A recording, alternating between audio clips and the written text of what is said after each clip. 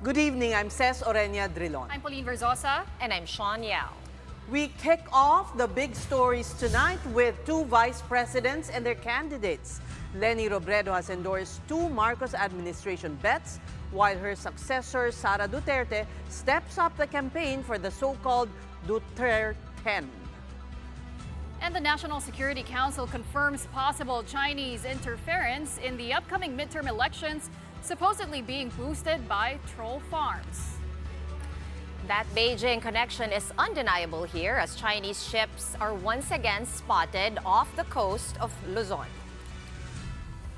Strategize Uy, baka ako weekend. kung anong dapat gagawin kasi ang balak ko talaga sana umikot lang sa mga tao. Tatabangan ta siya dahil haloy na siyang nagtatabang sa tuig di Sanaga.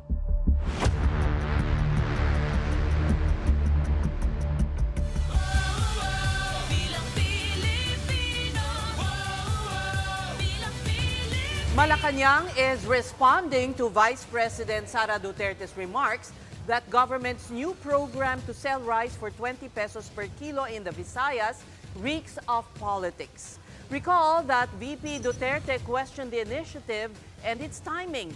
The rollout of the program is set for next week or just several days before the May 12 polls.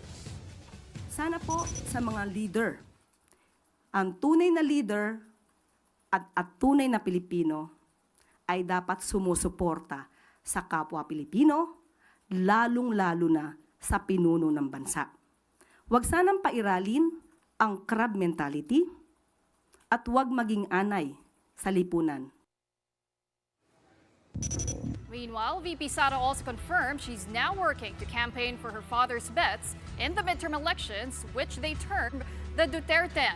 She's mum, though, on two other candidates Digong endorsed, according to her brother, Congressman Paulo Duterte. They are Gringo Honasan and Ariel Querubin. The VP is sticking to her endorsements of PDP Laban candidates, plus Senator Amy Marcos and Congresswoman Camille Villar. Tumawag siya sa akin, si President Duterte. At sinabi niya sa akin na diretsuhin ko na daw yung mga tao na bumoto straight ng PDP Laban. Huwag na daw magpaligoy-ligoy pa. Sabihin na daw diretsyo at ipaintindi sa mga tao kung bakit kailangan nilang bumoto straight ng 10 na mga senators ng Duterte 10 ang tawag nila sa sarili nila, ma'am, dahil hindi sila lahat galing sa isang partido lamang, no?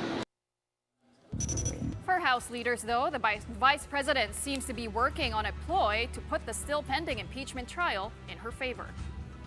Kailangan niya ng sapat na bilang para hindi siya i-convict kapag matuloy na ang impeachment trial sa Senado. Kaya tingin ko ang mga ine-endorso niya, yun yung mga tiyak siya na hindi siya i-convict. Ang nakikita ko lang dito, pag nanalo yung mga inendorso, parang ini-impluwensyahan nila yung mga senator judges, which is, yun naman po ay taliwas po dapat sa tamang gagawin.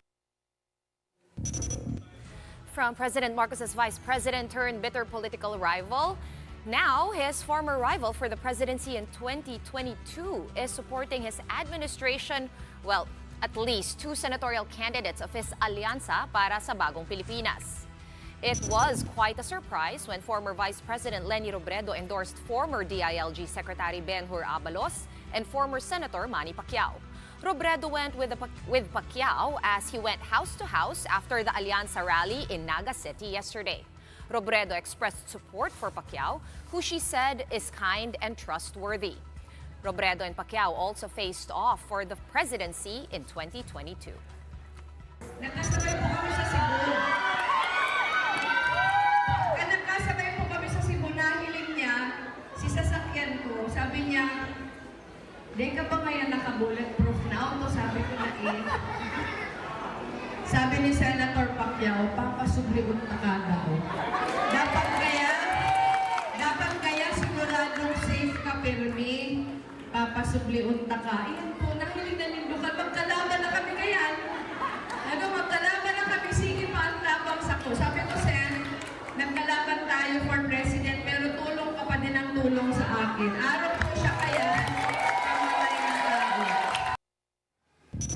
Robredo also chose to back Abalos' senatorial bid.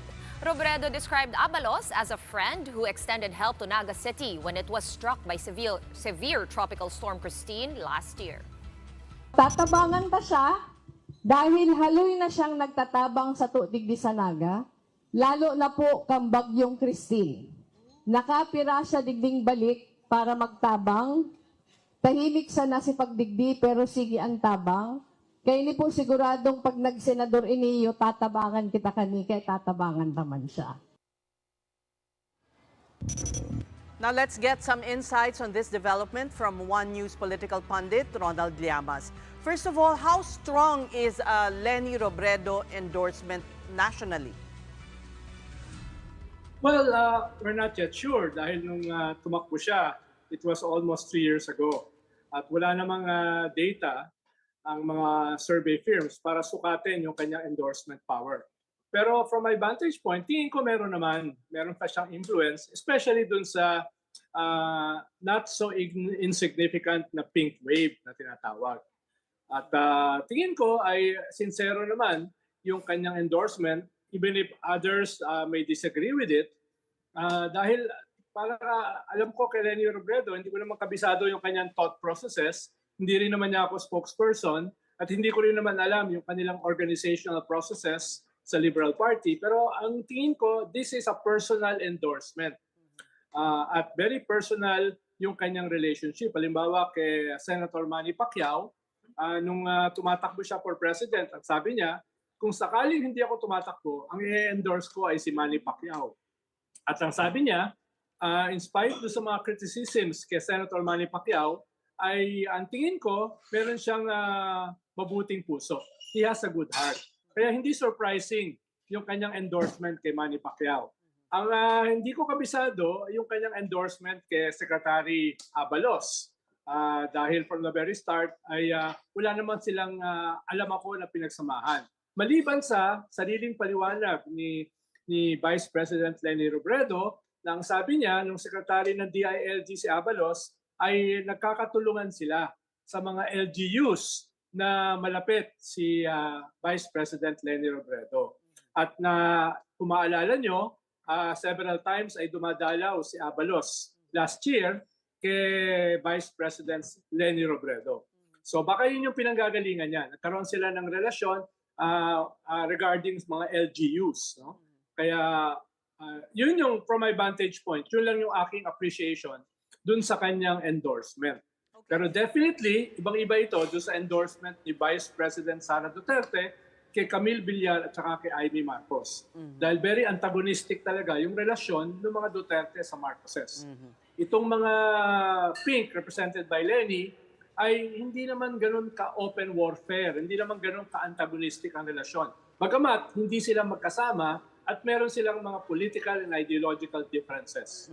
Maybe not so antagonistic but very passionate, and she may be risking a pushback from her supporters. But is this a way also of Leni telling these supporters that it's okay to reach out to other political camps?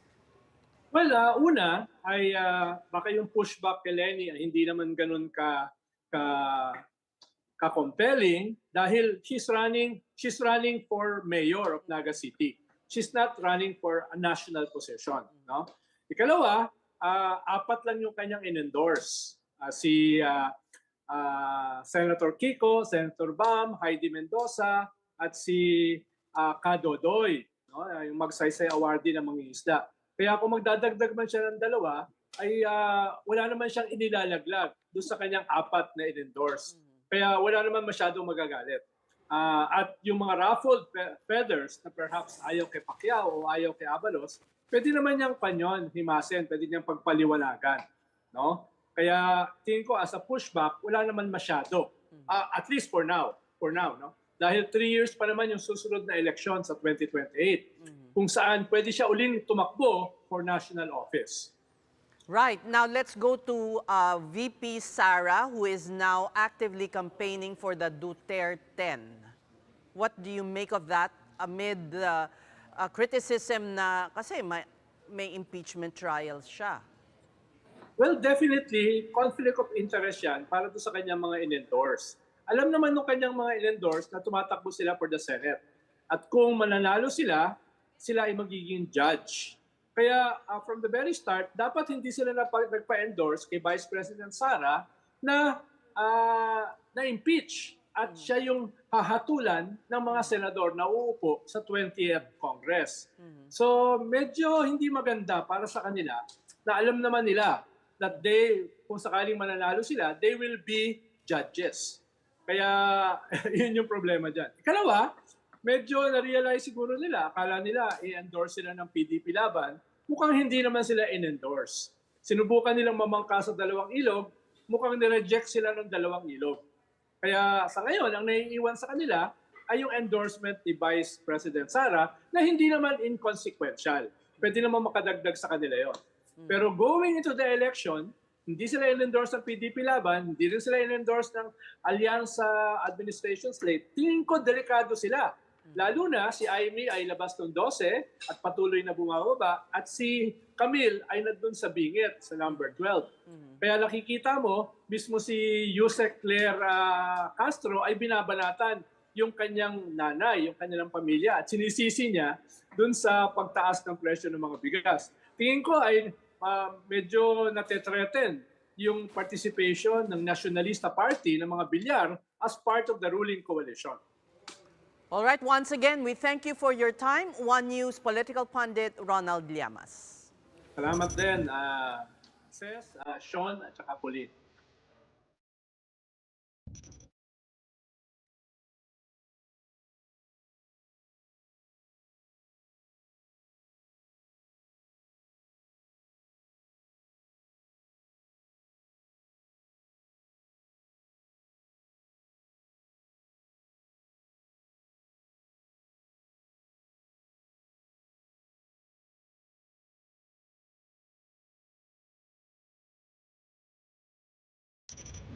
Tonight, President Bongbong Marcos and his wife Liza are off to the Vatican to join thousands of mourners of Pope Francis.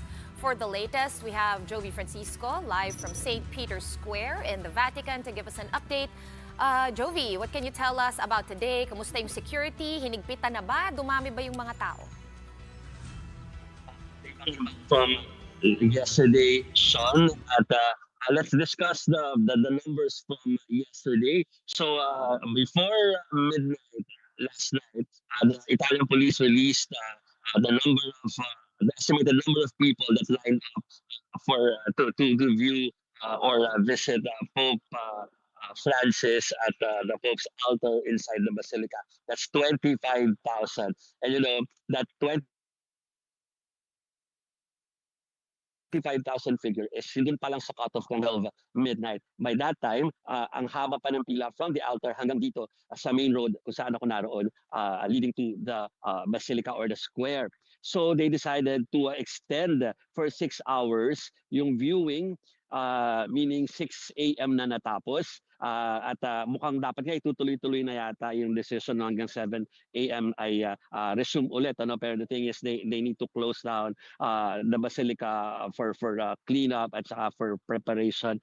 So nag-break lang ng 1 hour, then balik na naman ulit yung mga nasa pila. At ngayon nga ay kahit umulan ng morning ay hindi natinag ang mga tao. Son, hindi sila umalis sa pila nila.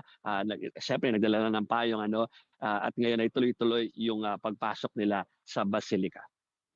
Yes, and Jovi, of course, following the mourning of Pope Francis, what follows is the conclave, and that will be taking place around May na, no? And among those who will be voting or electing is our very own Cardinal Tagle, one of 3 cardinals, 3 Filipino cardinals. But when we check social media, Jovi, there's been a lot of clamor from Filipinos, parang nangangampanya pa para kay Cardinal Tagle to be the next Pope. But what did the CBCP say about that? Tama, Pauline, yung campaign online na nagaganap, maybe because of the popularity of Cardinal Tagle, especially among Filipinos. Can I just say that may effect na yan, dahil kanina lang while we were reporting sa mga earlier programs natin, lumapit yung foreign media, yung mga kasamahan natin dito na accredited. At nagtatanong na rin sila kung how to reach Cardinal Tan because they want to interview him because nga of the yung parang mga usap-usapan online about him. So that led yung sa CBCP to come up with a statement discouraging our people or the Catholics to na gawin yung pagka-campaign lalo na online because yun nga hindi naman ito parang online contest, hindi ito voting for a fan favorite dahil ibang klaseng proseso ang conclave. And also the priests again reminded people, especially mga priests na nakausap natin dito, na parang meron pa munang funeral na iniintindi hanggang Sabado yan. And after Saturday, that's like 9 more days of mourning, meaning may mga activities like mga mass at saka rosary. Tapos ay saka pa lang dapat pag-usapan ang conclave. Okay, maraming salamat sa update na yan. Joey Francisco reporting to us live from St. Peter's Square in the Vatican. We're going to take a quick break, but coming up next, a Senate hearing reveals influence operations meant to disrupt the upcoming midterm elections, as well as troll farms in the Philippines allegedly funded by China. The details of that when the big story returns. Stay with us.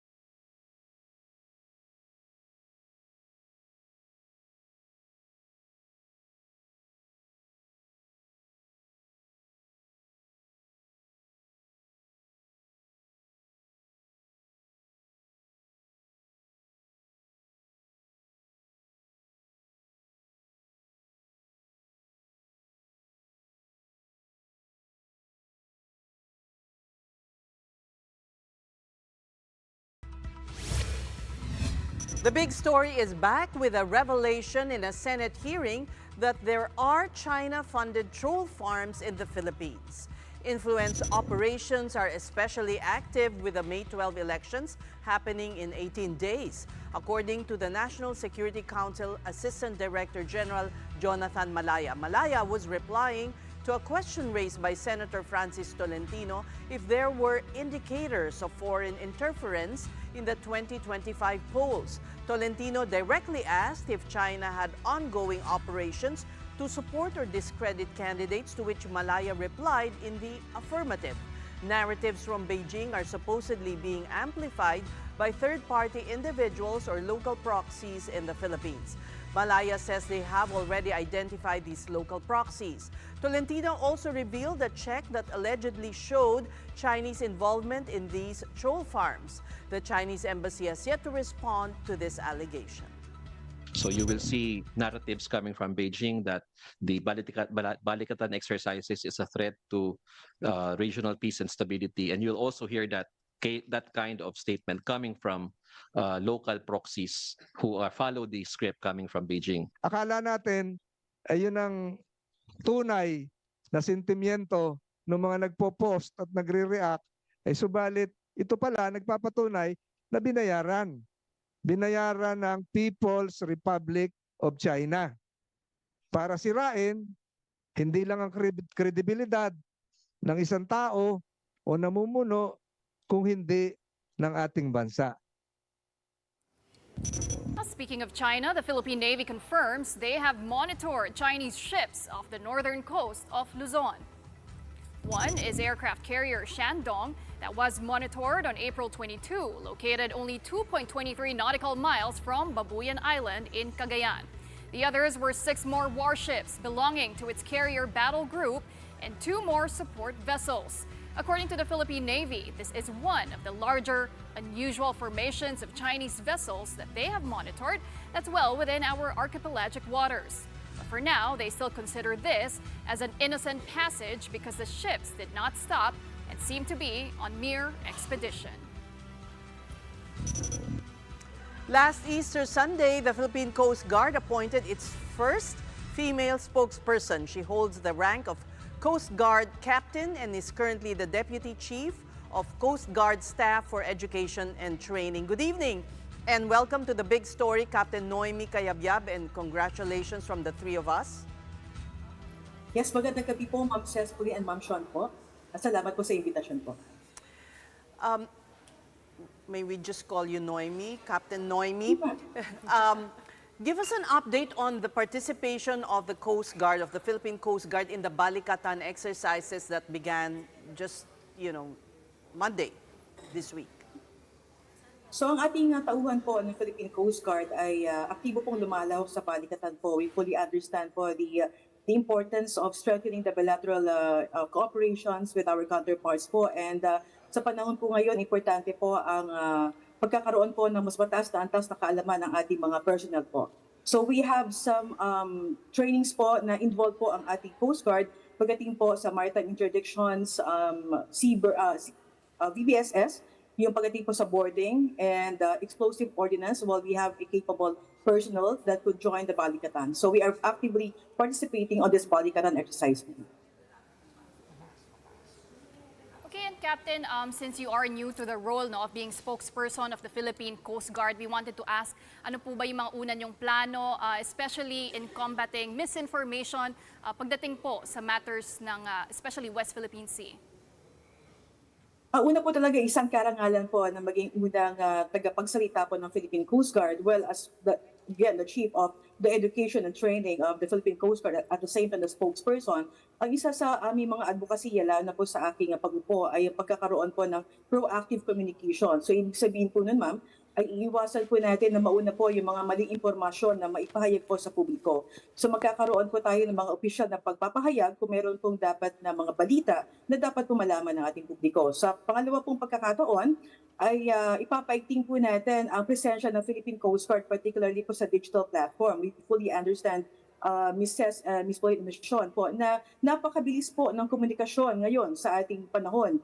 So simpleng click lang po, madaling click lang po at lumalabas na po ang mga information. So yun po ang iniiwasan natin na may mga lumabas na fake news and mga disinformation. So what we will do is we will fully strengthen our relationship with the media and of course our relationship with the agency concerned na magkakaroon po ng koordinasyon pagdating po sa paglalabas po ng mga impormasyon.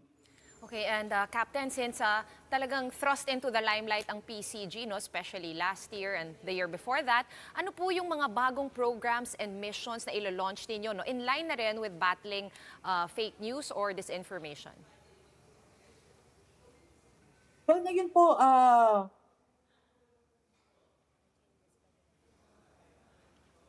Captain? Can you hear us? yes, pwede po paklot na naputol po yung ating ano. Okay. In line with sobrang daming misinformation and fake news na kumakalat, ano po yung mga programs and missions that you have in store for the public, no, para ma-combat po ito? Again po, proactive po ang kailangan po natin dito. So sa side po ng Philippine Coast Guard, sisiguraduhin lang po talaga namin na mas mauuna po kami sa pagbibigay po ng mga opisyal na pahayag para maiwasan din po na mas mauuna yung mga maling impormasyon na ibibigay po sa atin. And again, tutulungan po rin po natin ang ating mga kasamahan sa, we have 16 regional districts po, so tutulungan po natin sila. We will capacitate them on how to properly inform and we'll properly inform the public, specifically on the protocols and how to make a proper dissemination of the information. So part po yun ng pagbibigay po natin ng kaalaman at kakayanan po sa ating mga tauhan na maging mapagmatsyag din po kung paano po ibibigay ang mga balita po sa ating publiko. Captain Noemi, on the lighter side, we do understand that you're married to an officer of the Coast Guard as well. Tama po. Sino po ang boss sa bahay? Napakaganda pong katanungan. Well, napag-usapan po namin mag-asawa yan na kung kami po ay naka-uniforme, mas senior po kasi sa akin ng aking asawa. Pero syempre, Ma'am Ces, pagdating po sa bahay, alam po ng aking asawa na once na tinanggal na po niya ang kanyang uniforme, ako na po ang mas senior. But definitely, once we're in the service, no, po may mga officials engagement po, we truly observe the seniority. Again, it is part of the culture of the Philippine Coast Guard since we have this culture with the military to properly observe the seniority. Now we know why you were chosen as the Philippine Coast Guard spokesperson. Marami pong salamat, Captain Noemi Cayabyab. Yes, We're going to be pausing for another quick break, but when we return, we sit down with Vince Perez, whose company is putting front and center renewable energy in the Philippines. Don't miss that conversation. Keep it here on One News.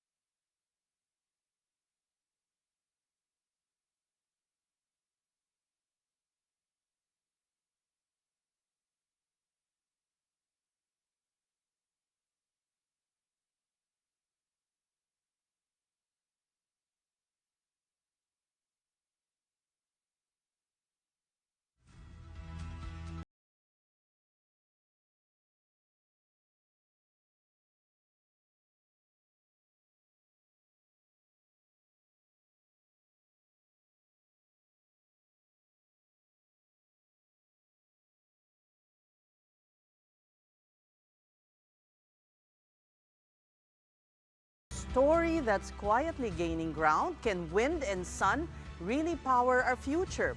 Here we feature initiatives that lead us to a sustainable tomorrow, one story at a time. Welcome to Sustainability.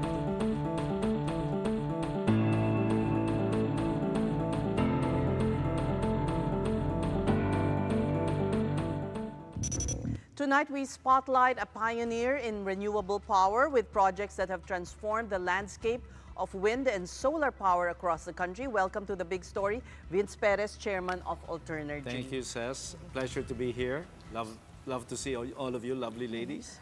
You're the biggest wind turbine in the country has just landed. Tell us all about it. It was a very challenging experience. We brought it all the way to an island called Alabat in Quezon, facing the Pacific Ocean. It was so difficult because a blade was 90-meter long. Just a single just blade. one. So that's a football field, a soccer field. And the tower will have two of them. So we have to slowly roll it out. And this is smack before Holy Week. So we had to do it when the tourists are stepping aside. We were very concerned about safety. But luckily, we managed to unload the first two batches of this biggest wind tower that we're going to build in the country. These are going to be 60-story tall, these towers, yes. Wow. 3 times the height of the Quezon Memorial Circle. Wow, amazing. And this can be a tourist attraction also, right? Well, when our team built the Bangi Bay wind farm in Ilocos, and we didn't realize it's going to become a tourist attraction. So when we built Pelilla, the one in Rizal, during Holy Week, and the whole year, we have 380,000 visitors, particularly during Holy Week. Ginagawang bisita ng iglesia. Parang Stations of the Cross well, in a way. diba there's a tour around Laguna Lake where you visit. Yes, they make it stop over in Pililla. And so 380,000 visitors a year. So we've coined a new term, energy tourism. People want to see a wind tower, they haven't seen it. So we put exhibits to educate them what is wind power, what is renewable energy. Have you heard of a tourist going to a coal plant? I doubt it. Oh, no. Well, protesters. Yes, protesters. That's true. That's true. So there you go. It's we have a new term called energy tourism. Every time we set up a wind farm, prenuptial. Pictures. Pictures Yeah, yung mga are usong there. prenup. Of course, movie Video. sets apparently has been set in Pililla. So who knows what will happen in Alabat. So you're not just producing renewable power, but you're also creating a new field. I guess. We have a saying in the office. So the company is called Alternergy. So we alter the landscape with renewable energy. And then before you know it, the place that we built, mga kogon lang yan, just windy. But over time, you have somebody selling siomai, somebody selling pineapple juice. So you're also providing livelihood for the community. One of the wonderful things we did was we imported handicrafts makers from Ilocos, because that was the first wind farm. Brought them to Rizal, to Pililla, teach the poorest of the poor families how to carve a souvenir windmill. So it's become a sustainable livelihood. They're selling them using Too bamboo. bad you didn't bring samples. I know. Next time. Next time. Tell us what Alternergy hopes to achieve. We have to make it personalized. And the thing is, we want to leave behind clean energy for the next generation. As you know, I have a 6-year-old daughter. I always think about it when I'm working so hard. Our team is working hard to get permits, which is not always easy. But we're doing it for our children, our future grandchildren, for our nephews and nieces. It becomes more personal that way. And Alternergy only focuses on green energy. No, you don't have anything else. You don't produce anything else. Pure clean energy. Just something that we could really proudly tell our young generation that this is for them, And that's what really sustainability is. How do you define Exactly. How do you define sustainability? Without opening the dictionary here, I think it's something that maybe you could continue doing, that you could leave behind for the next generation. So for instance, my great-grandmother had a piano. it's a little bit, old already. Yeah. But why throw it away? So you just have it renovated, tune the For piano. sure, the keys are ivory. Not Pure- now, yes, na yes. plastic na. Correct. And now my daughter is playing on it. So that's a way of using something sustainable. I know some of you are fond of dogs, right? Maybe Both all of us. them. Yes. Oh, So- me too. All of us. Yeah. So, Ba't hindi ko sinaling you know, sarili ko? so a good toy for a dog is an old pair of socks, put an old tennis ball inside the socks, and voila, your dog has a new Instead toy. of throwing Something new or something plastic, there you go. And I bet you they're going to like that old socks. I don't know where you're going to borrow it from, with an old tennis ball, and there you go. That's a very popular dog toy. I remember your story on why you zeroed in on wind, because we're beset with all these strong typhoons, and you thought that might as well harness the energy of wind. Okay, we always complain we're prone to natural disasters, calamities. But when I was in my old government post, how can we position the country differently? We don't have a huge landmass like Thailand or Australia, but we're close to the typhoon belt. And why not use what could be destructive into something positive, and decided let's focus on wind and make the Philippines the wind capital of Southeast Asia. And we are.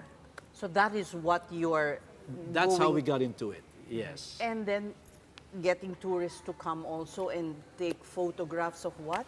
60-story high 60-story high. And windmill. we work hard. Sometimes we're away a lot from our partners and beloved. So during the inauguration of Pililla, which is our wind farm, we decided what is the gender of a wind turbine, windmill. We figured it was a female. Why? We just like it to be. Watch out. No. So you know what we did? We named every windmill after a mom, I a see. wife, a daughter. So the windmills of Pililla are all Are named all, after all yes, women. or named after women. Yes. That beats a code number like L-4567. Right. Yeah. Right?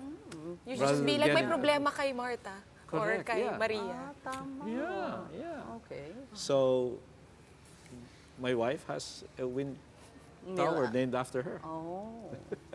Ang sweet Have you naman named ni all of Vince. I don't know whether some are still available. Who knows? Yes. Yeah.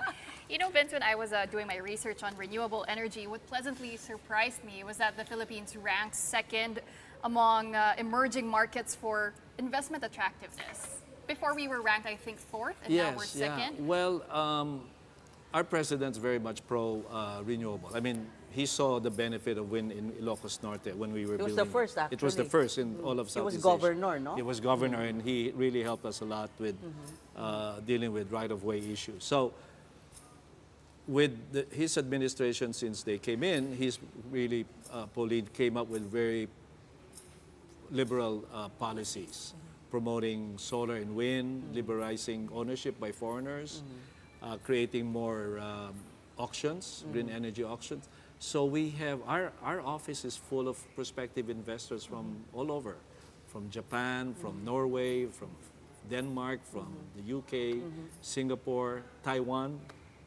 Actually, our wind comes from Taiwan, if you think about it. The Northeast Monsoon. Northeast monsoon is Amihan. from Taiwan. What Yeah. happens though when it's What habagat? happens when China takes over?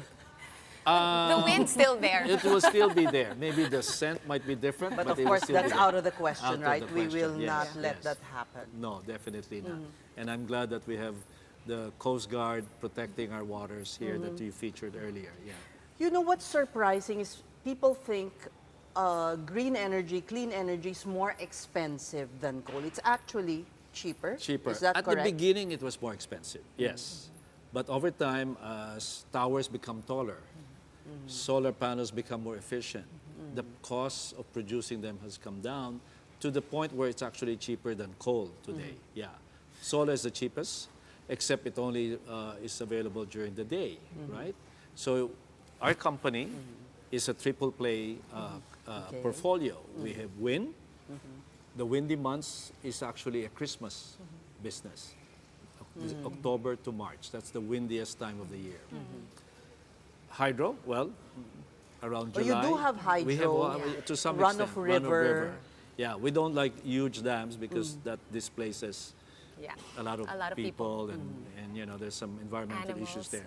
So only Runoff River, but Runoff River comes from July till November, and solar during the day. And we have a fourth item now: Of which is battery systems. That's what I wanted Please to ask explain. you. That's the missing link, Yes. right? For because renew the capacity is is No. small. Small. It's not renewable enough. It's Okay, too explain. expensive. So- and Explain. So say we have a solar plant, and you're producing a lot during the 11 to 2 yes, but you p.m. can't store the energy. But you don't need it. Efficiently. Yes. Yes. So you store those You're right. kilowatt hours from 11 to 2. Right. Store them. A mall doesn't shut down at 6 p.m. Yeah. I bet you're still there at 7, 8, or 9. No, we're here in the studio. Too bad. But we can still follow. So when you store that excess electricity during the hottest hours of the day, you could still, by storing it in large batteries, we're Yeah. talking about not this type of battery, we're talking about container sizes. Yeah. You could still then run But that. they are expensive. Not any, well, over time. Over Over time. time. Just like solar panels Just were like before. electric vehicles are becoming cheaper. It's So the same this is system. your- Just as mobile phones are all batteries. Right. Yes. So you're investing in We, this.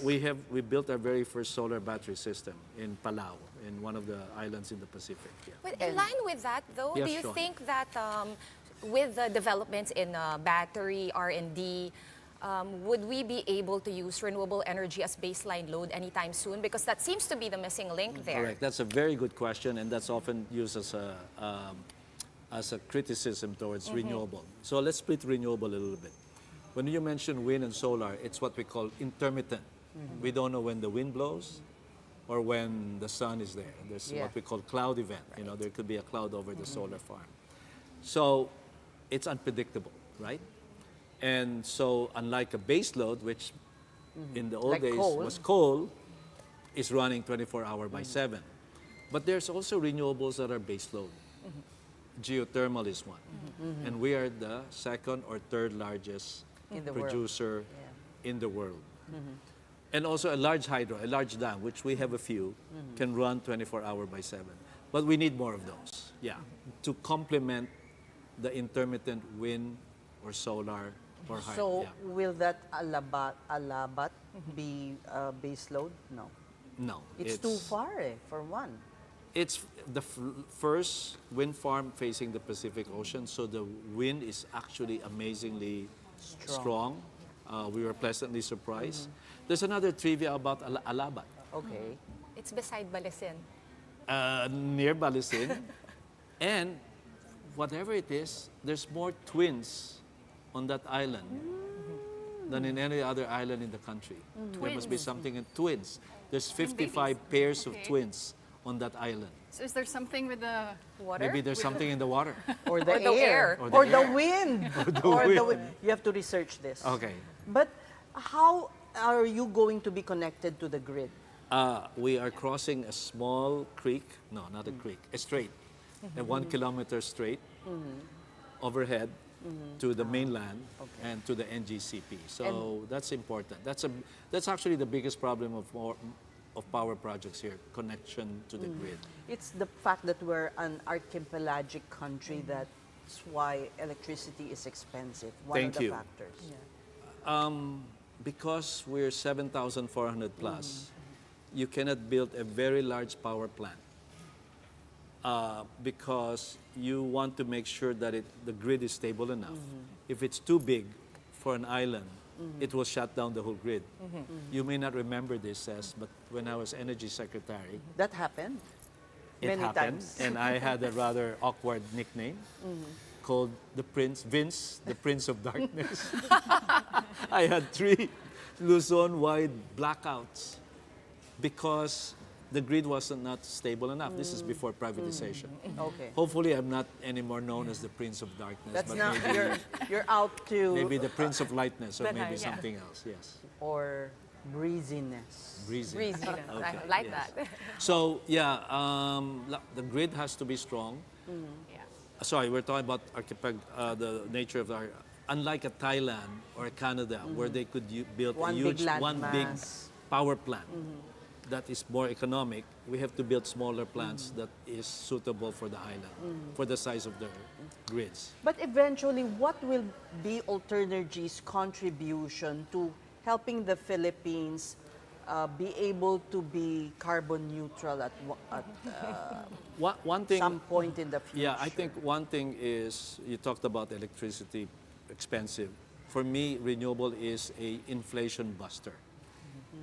Because it's How? becoming so cheap, it's our way of fighting inflation. I mean, 2 years ago, we were all worried about inflation was in 9%. Now it's about 2 or 3.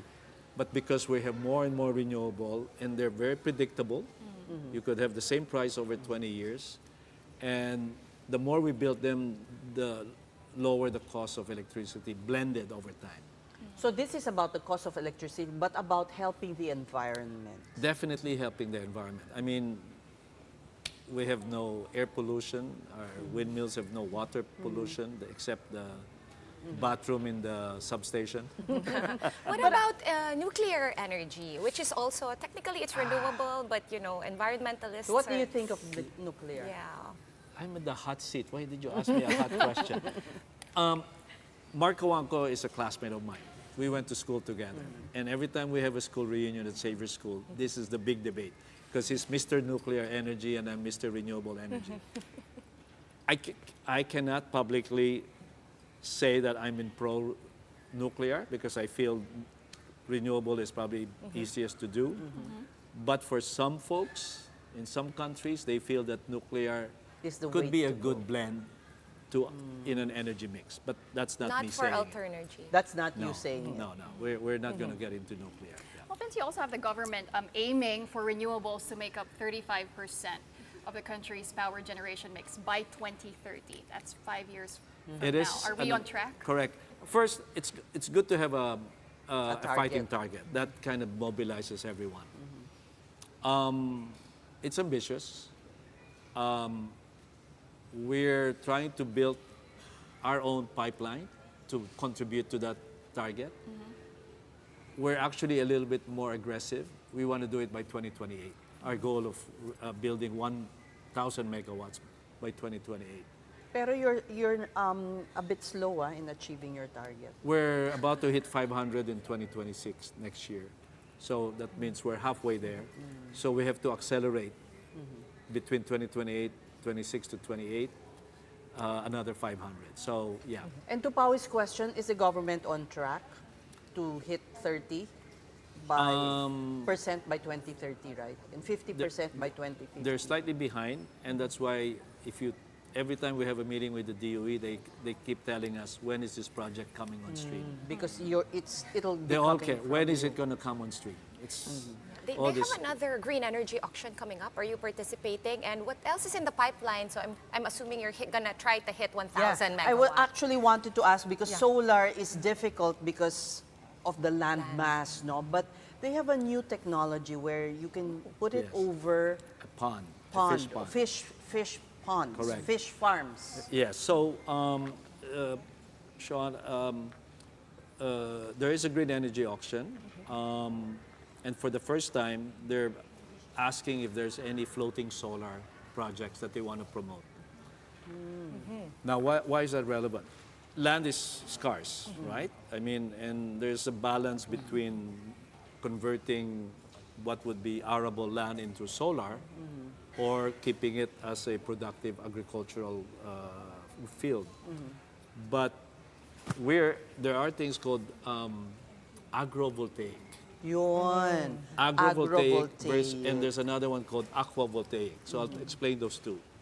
Agrovoltaic is building solar but giving a little bit of space while still being able to grow certain vegetables So it's that like grow. you intercrop with solar A lit- panels. Yes. Now, there are places in Cavite you go to.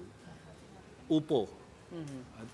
What's the Tagalog English of upo? Squash? No, not Something squash. gourd. Gourd. Gourd. Gourd. Yes.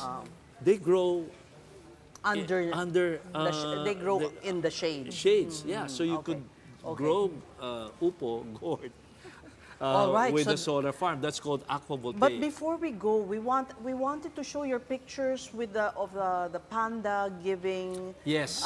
to Pope Francis. Thank you for bringing that Yeah. up. That's the big story. You were once chair, or you're still with the WWF, I right? was once the chair of WWF Philippines. I'm involved. I'm on the chair of the board of WWF. Oh, there you go. So that's our CEO, Carter Roberts, giving a panda doll to the late Pope Francis, and he was so delighted. And the reason is that this beloved Pope Francis is probably the most environmentally friendly Pope we've ever had. In 2015, he came up with this encyclical called Laudato Si, Yes. Praise be to you in Latin, but it was really, he was lamenting consumerism, unfettered economic exploitation, and he was calling all of us to take care of our common home, Earth. What an amazing, it's a 185-page Yes. I should thesis. revisit it. Yes, and he really was concerned about climate change and making sure that we take care of our environment. An amazing thesis that he wrote. Thank you so much. We wish we could have you for an hour, but that's all the time we have. Thank you very much, Vince Perez, Chairman of Alternergy. Thank you for inviting me. It's been a pleasure. All right, before we go, we are making historic moves in the digital space, and this might be also tied into power, but our